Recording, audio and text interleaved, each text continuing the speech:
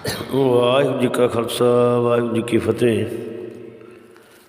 ਗੁਰੂ ਰੂਪ ਗੁਰੂ ਸਵਾਰੀ ਸਾਧ ਸੰਗਤ ਜੀ, ਆਓ ਅੱਜ ਆਪਾਂ ਇੱਕ ਬੁਰੇ ਇਨਸਾਨ ਦੀਆਂ ਬੁਰਾਈਆਂ ਅਤੇ ਉਹਨਾਂ ਬੁਰਾਈਆਂ ਨੂੰ ਇਨਸਾਨੀਅਤ ਵਿੱਚ ਬਦਲਣ ਵਾਲੇ ਸਾਹਿਬ ਸ਼੍ਰੀ ਗੁਰੂ ਨਾਨਕ ਦੇਵ ਜੀ ਦੇ ਵਿਚਾਰਾਂ 'ਤੇ ਚਾਨਣਾ ਪਾਈਏ। ਬਾਬਾ ਨਾਨਕ ਦਾ ਸੱਜਣ ਠੱਗ ਨੂੰ ਉਪਦੇਸ਼। ਸੱਜਣ ਦਾ ਮਤਲਬ ਹੁੰਦਾ ਹੈ ਇੱਕ ਚੰਗਾ ਇਨਸਾਨ, ਇੱਕ ਦੋਸਤ, ਇੱਕ ਮਦਦਗਾਰ। ਇਸ ਨਾਂ ਦਾ ਇੱਕ ਆਦਮੀ ਤਲੰਬਾ, ਜੋ ਕਿ ਹੁਣ ਪਾਕਿਸਤਾਨ ਵਿੱਚ ਹੈ, ਤਲੰਬਾ ਨਗਰੀ ਦੇ ਵਿੱਚ ਰਹਿੰਦਾ ਸੀ। ਉਸ ਨੂੰ ਤਲੰਬਾ ਵੀ ਕਿਹਾ ਜਾਂਦਾ। ਉਸ ਨੂੰ ਇਲਾਕੇ ਦੇ ਲੋਕ ਇੱਕ ਚੰਗੇ ਇਨਸਾਨ ਵਜੋਂ ਜਾਣਦੇ ਸਨ। ਉਸ ਨੇ ਆਉਣ ਜਾਣ ਵਾਲੇ ਰਾਹਗੀਰਾਂ ਦੇ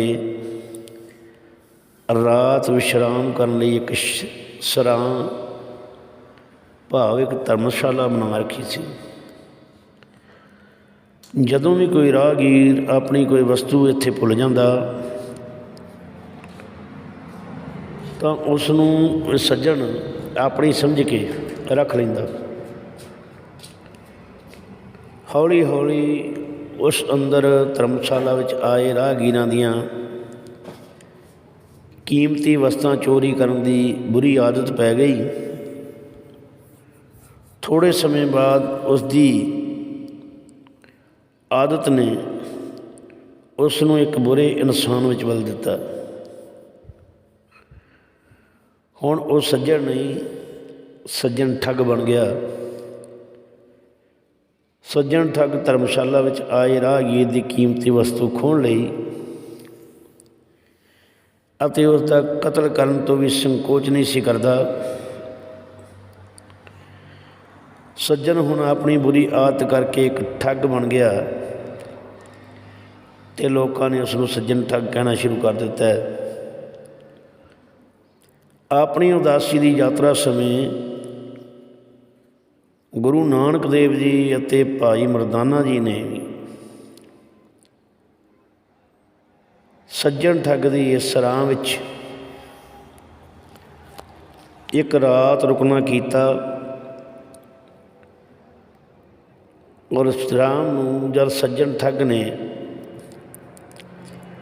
ਇਹਨਾਂ ਯਾਤਰੂਆਂ ਭਾਵ ਬਾਬਾ ਨਾਨਕ ਜੀ ਅਤੇ ਮਰਦਾਨਾ ਜੀ ਨੂੰ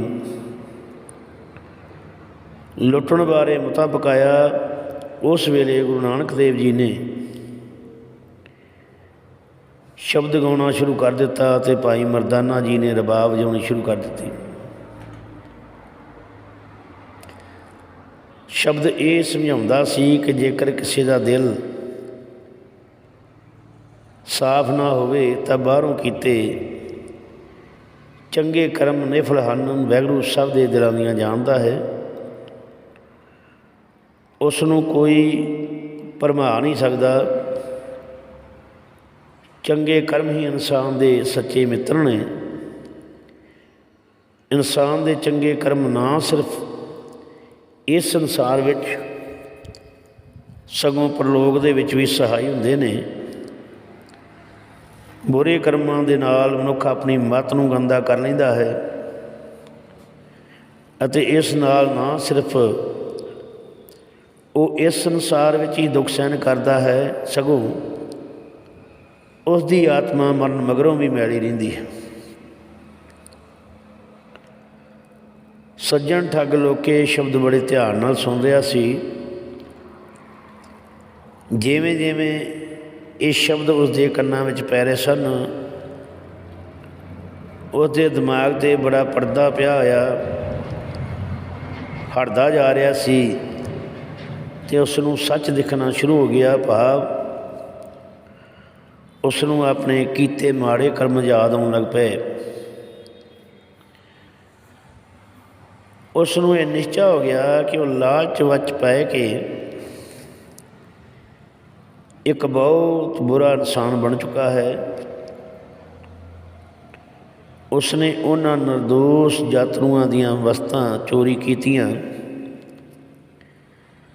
ਅਤੇ ਉਹਨਾਂ ਨੂੰ ਨੁਕਸਾਨ ਪਹੁੰਚਾਇਆ ਜਿਨ੍ਹਾਂ ਦੀ ਉਸਨੂੰ ਸੇਵਾ ਅਤੇ ਮਦਦ ਕਰਨੀ ਚਾਹੀਦੀ ਸੀ। ਸੱਜਣ ਦੇ ਉੱਤੇ ਇੰਨਾ ਪ੍ਰਭਾਵ ਪਿਆ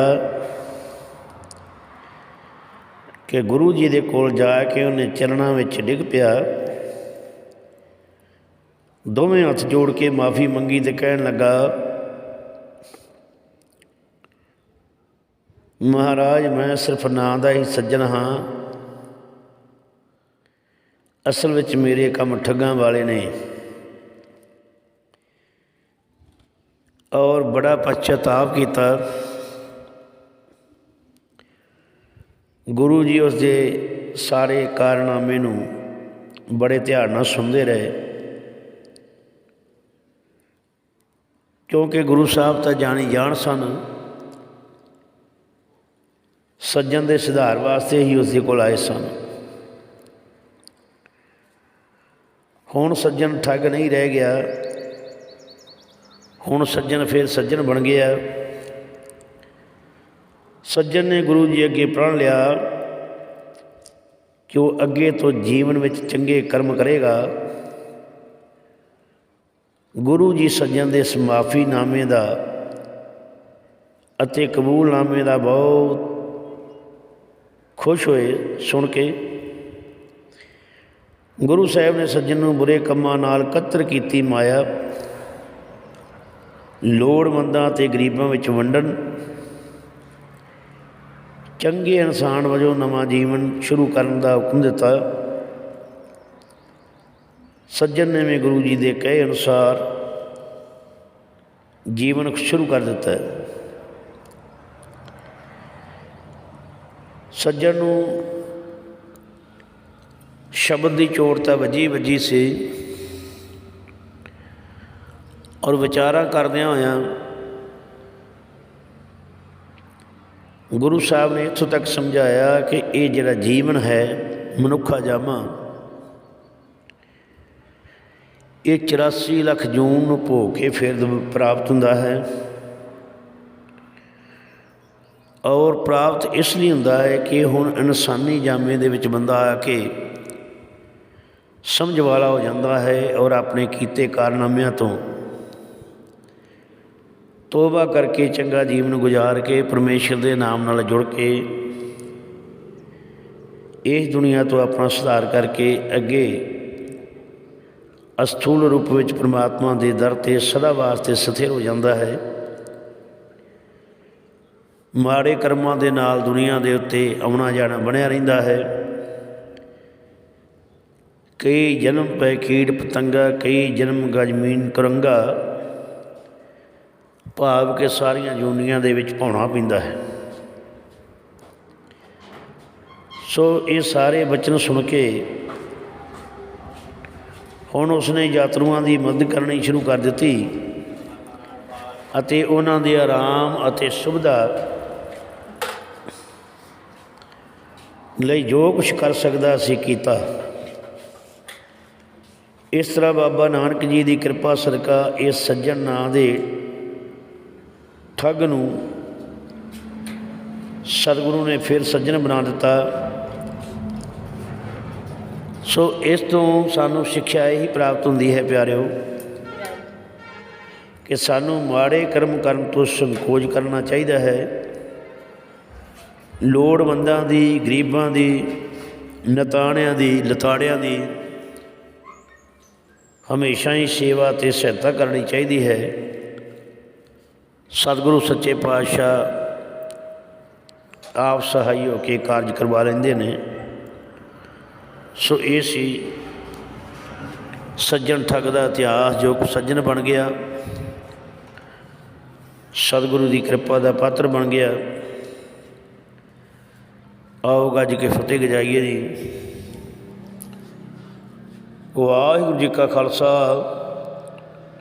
ਵਾਹਿਗੁਰੂ ਜੀ ਕੀ ਫਤਿਹ।